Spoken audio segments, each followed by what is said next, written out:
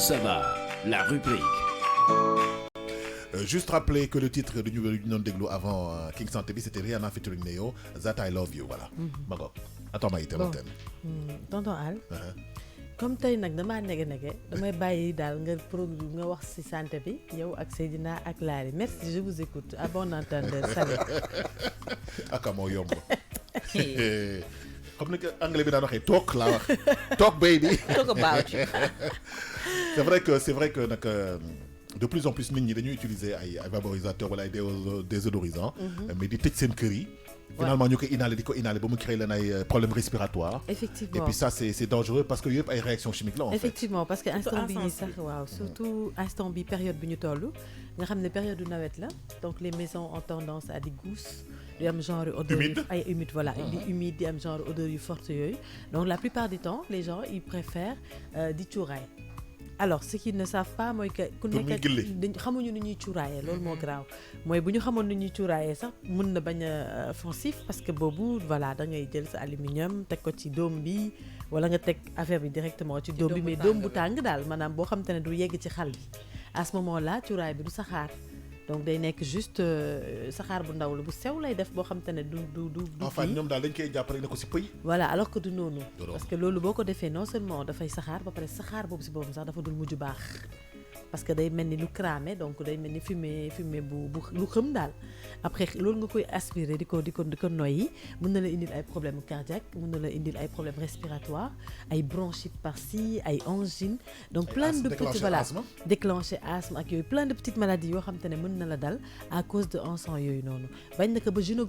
gynécologiquement parlant sax c'est interdit que les femmes restent dans des endroits où il y a du cuuraay qui sont fermés. léegi da ngeen ñëw rek taxaw si. c'est susceptible loolu ça date de très longtemps loolu dafa mës a non mais ça a toujours été interdit mais bon comme nous les femmes on peut pas se priver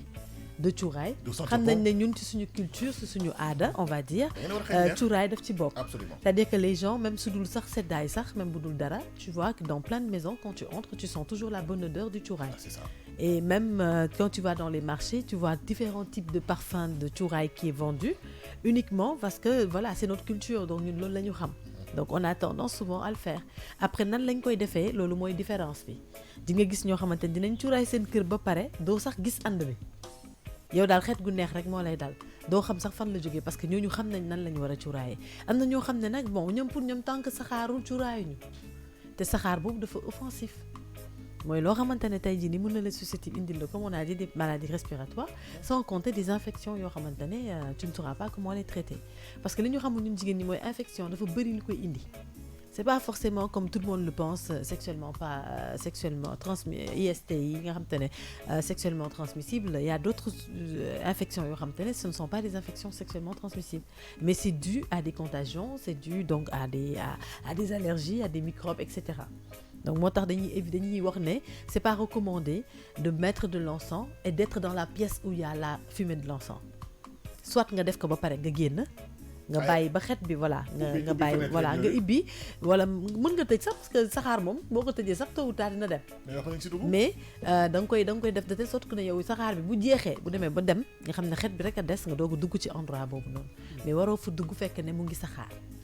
s'il le faut voilà il y a des méthodes que les gens utilisent maintenant dañuy jël papier aluminium ci lañuy teg ci lañuy def cuuraay bi après teg ko ci kaw doomu taal bu tàng bi maanaam ci aw ànd bi mais ci doomu taal bi daal de telle sorte que dina ko lakk voilà dina ko lakk ndànk xet bi di génn te ça va pas forcément saxaar alors là tu seras plus à l'abri tu auras une bonne odeur ba pare ça va pas te créer des problèmes respiratoires am na sax léegi les ànd électriques yi nga xam te ne moom la ñuy gën nit ñaa ngi koy utiliser de plus en plus voilà ànd électrique yi nga xam ne tamit même procédure bi la da ngay jël cuuraay bi teg ko ci kaw aluminium bi teg ko ci ànd bi et automatiquement mu defal la mais yooyu tamit boo ko tegee te xamuloon noo koy tegee dafay saxaar yooyu da nga koy brancher ba mu tàng nga débrancher ko doog a teg te xale bu mu nekk ci côté yooyu voilà surtout mag sax bu mu fa nekk côté de cycle non je veux dire xale bu mu laal dama la bëgg a wax ne sax mag sax dafa dangereux ci moom waaw mais xale yi moom ñu bàyyi ñoom ci xel bu baax ça fait appareil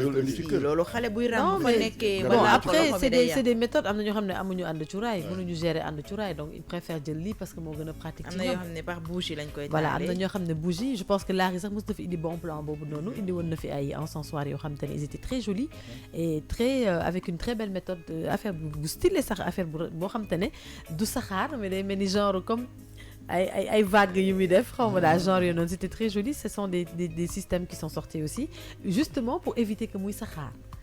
dañuy def ay systèmes yoo xamante ne saxaar bi même buy saxaar sax saxaar bi du fort en fait saxaar bu discret lay def voilà bu discret lay def de telle sorte que ne du la agressé sans compter tamit le fait que ñuy cuuraay tey parfum de chambre yi parfum de chambre yi dafa bëri toxine dafa bëri toxine ci bi parfum de chambre c'est chimique en fait donc on a tendance à piche parfum wala nekk ci biir endroit ba pare di piche wala nga piche ko sa lal bi ngay non waaw non mais yaa ngi ci biir sax ci sa ci negenaay bi waaw non li gën a garaaw sax mooy da ngay toog ci biir néeg bi sa bopp yow sa bopp téye sa pompe di piche te yow yaa ngi toog nga def ko ci climatiseur bi voilà non genre pour mu li ma bëgg a xam kay mooy negenaay bi nit ñi tëdd ñu ko ciy piis xam nga nit ñi duñ def la différence dafa am ay parfums yoo xamante ne c'est juste pour des parfums de lit ay parfums de lit dafa am ak ay couettes si ak koy def déodorisant pour espace yooyu nga koy def boo ko defee ndox lay doon eau du am du niin eau parfumée lay nekk eau parfumée lay doon du niin boo ko si defee juste senteur bi moo lay xeeñ voilà parce que d'habitude parfum yi nga xamante ne dañuy am huile yooyu ñooy jàpp sa put bi voilà ak sa bakken yi ba pare dafay tache foo ko def dafay tache mais am na parfum yoo xamante ne genre eau de cologne lay doon juste pour loolu rek la voilà mais xam nga Sénégal moom lu mu tëgg sénégalais lu mu tëgg rax ci përëm waaw loolu la parce que bon après tamit derrière on cherche la solution facile bi mooy nga am benn affaire boo xamante ne mën na def lépp à la place d'acheter 2 ou 3 choses multifonction da ngay jël benn affaire rek nga utiliser ko pour lépp alors que les composants sont différents li tax tey ñuy def ay parfum de lit ay parfum de drap ak yooyu noonu nga xam ne c'est juste pour les lits ak tout ce qui est couverture drap rideau affaire yooyu noonu justement c'est parce que aspect bi ci am mooy que tey c'est des choses yoo xam te ne on est en contact direct avec ces choses là on les inhale en fait voilà on les inhale donc on préfère c'est pour ça que c'est les compositions pour loolu sont faites de telle sorte que du toxique looy nooy moom nag voilà alors que ci les parfums de chambre ñëpp xam nañ ne voilà c'est mélange bi bokkul donc du coup booy def parfum de chambre tamit waroo ko def fekk nit ñi ngi toog xam nga des fois da nga gis nit ñi toog ñëpp a ngi toog nga jël sa parfum de chambre romb naan yaa ngi piche wala nga ñëw teg tuuraay sax alors booy piche affaire bi day jóg buy jóg day nit ñi dañ koy noyyi li nga war a def kay mooy tant que les gens ne sont pas là-bas ngay doog a aspi def sa vaporiser le temps que vaporisation bi di wàcc di dal nga doog a nag nit ñi doog a mën a dugg mais amoo droit nit ñi toog nga jël vaporisant di ko vaporiser c'est très très dangereux pour la santé loolu boo ko defee en général seetlu ñi ngi koy def seen kanam yëpp di nga ci dégg ku leen dama am angine parce que day jàpp seen put yi di nga gis koo xam te ne da leen naan démb guddi yëpp dama ko sëxët wala dama socc wala nga dégg ku la ne def naa crise d'asthme waaw wala bakkanam di xasan voilà parce que tout simplement c'est le fait que ñu vaporiser affaire bi ci moment boo xamante ne vaporisation bi wàccul ni mu nekkee ci air bi noonu lañ ko noyyiwee donc automatiquement ñii ça leur fait des allergies ñii ça leur fait des problèmes respiratoires donc c'est très dangereux hormis loolu muy deuxième aspect boo xamante ne dañ ko war a éviter booy vaporiser ce endroit mooy nga nettoyer sa kër ba pare nga pomper nga tëj nga dem sa yoon nga xam ne booy ñëwaat day fekk xet bi yëpp maanaam tout ce qui est aération bi dugg na xet bi rek moo fa des lépp lu toxine dañ na am na ay ambientador yoo xamante ne yu tuuti la liquide la booy def sa ménage da nga koy jël nga sotti ko si ndox mi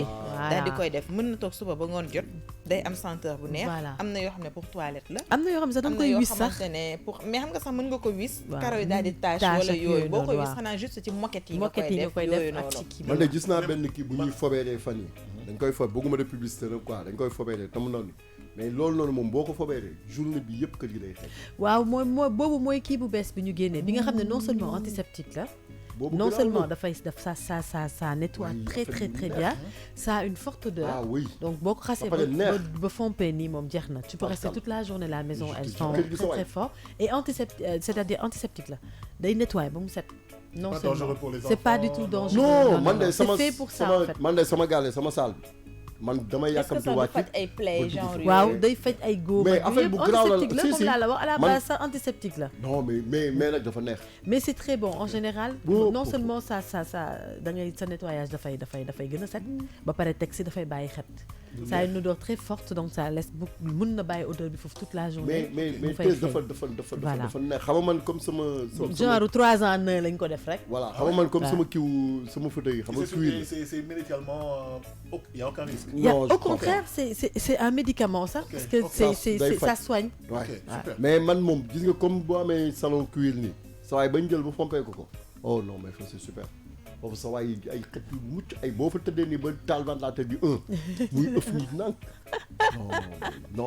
voilà donc xam nga kii mu ngi nii di joxe benn méthode boo xam te ne existe na voilà existe na et tu n'as pas besoin de faire du cuuraay, tu n'as pas besoin de pomper ak ñoom it mais li laa di doon expliquer sànq rek par rapport ak les parfums de lit ak yooyu, il y a des parfums de chambre yoo xamante ne tamit ils sont moins toxiques que d'autres, mais il faut savoir lesquels, voilà, par catégorie là. Am na yoo xamante ne c'est fait exprès, ils sont faits parce que c'est des hypoallergiques. Yoo xamante ne c'est des parfums qui sont faits pour ne pas que ça agresse, pour ne pas que ça blesse, qui ont été testés médicalement, etc.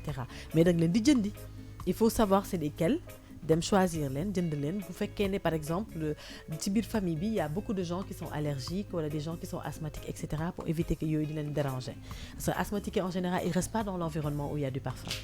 Ou quand il y a des odeurs fortes, les asthmatiques ne supportent pas. Donc en général boo amee genre malade yooyu wala ñoo xam ne dañoo am tout le temps ay problème bronchite, pneumonie affaire yooyu mënuñu toog ci environnement boobu. Hormis le fait que mu am parfum de chambre yeeg cuuraay yi ma doon wax, il y a les moustiquaires. Moustiquaires maanaam mooy les spirales, les garab yooyu. Que j'utilise souvent moi. Voilà nga xam ne ils sont super toxineux donc yooyu moom toxique plutôt yooyu c'est un autre level. On a tendance habituellement à dormir dans ça parce que tout simplement on n'a pas de moustiquaire ou bien on n'a pas d'espace wala boog amuñu beneen solution bu dul loolu donc dañ koy taal di ko fanaane. xam nga naka laay def man damay jël 2 wala 3 benn bi ci salon bi benn bi ci couloir bi benn bi ci wetu cuisine bi. waaw je dis à la bonne de le faire. après aérer ubbi fenêtre yëpp. waaw pour mu génn parce que boo ko defee mooy waral voilà boo ko defee mooy waral. les moustiques boo ko damate. voilà les moustiques def ko comme cuuraay. def ko comme cuuraay voilà ci ànd bi tëj sama nekk wala fi ma ko def tëj ko dem. boo ko defee da ngay gis yooyu dañuy génn. dañuy dee wala ñu daw. après ça yow di nga am temps def loolu ba pare booy ñëw pour dugg ci biir dina fekk xet bi dem. wala bokk mu fay wala mu jeex mais ce qui est pas recommandé mooy nga nekk ci biir environnement boobu noonu ba pare muy tàkk. saxaar soosu noonu ça susceptible de t'apporter des angines, des problèmes respiratoires, mën nga tëdd ba guddi nga suffoqué. C'est très dangereux, mën nga tëdd ba guddi mu fatt la. loolu mën na la indil mën nga ci dee te doo ko tey te doo ko yëg xam nga ak yeneen yoo xamante ne mën nga ko am. Donc ce qui est recommandé encore une fois mooy genre spirale yooyu noonu genre moustiquaire yooyu bu fekkee amoo moustiquaire. Et attention, la première attitude que toute personne devrait avoir, c'est avoir un moustiquaire chez soi. De dormir sous un moustiquaire imprégné. Loolu mooy première recommandation bi ñu def. Boo demee nag ba amoo moustiquaire imprégné wala boog amoo solution pour attacher ko wala amoo solution boo ko def foo ko def jëlal spirale yi mais taal leen avant ngay tëdd. Maanaam 18h nga xamante ne ci la yooyu di commencer di yeewu ak insectes yi ak ñoom seen nga taal ko. bàyyi ko ci chambre bi le temps bi ngay nekk ci salle bi moom mu ngi def FM dàq na yooyu foofu booy dugg ci chambre bi dina fekk jeex na fay na wala boo duggee nga fay ko nga tëdd mais waroo tëdd ci biir fekk mu ngi tàkk et que mu ngi saxaar c'est très très très dangereux voilà mais nag bon on a nos façons on a nos habitudes etc. Donc loolu moo waraloon tey ñu indi approché par rapport ak approche boobu noonu ci côté santé bi parce qu'on sait que nawet la ñu nekk nawet ñëpp xam nañ ne dañuy taal garab yoo nawet ñëpp xam nañ ne dañuy taal cuuraay nawet ñëpp xam nañ ne dañuy parfum de chambre parce que boo ko defulee sa kër day rëkk di xeeñ guus xam nga ak xetu taw beeg ak xetu mooy loolu daal tàngaay bi sax tàngaay bi rek nit yi dañuy dox ñëw ak seeni xet waaw xam nga kër yi rakincak les odeurs restent xam nga yi mooy loolu donc voilà mais lépp nañ ko teg ci yoon nañu xam comme ni ma ko waxee sànq nañ utiliser méthode yooyu te éviter di nekk ci environnement boobu nga xam ne dafay am genre voilà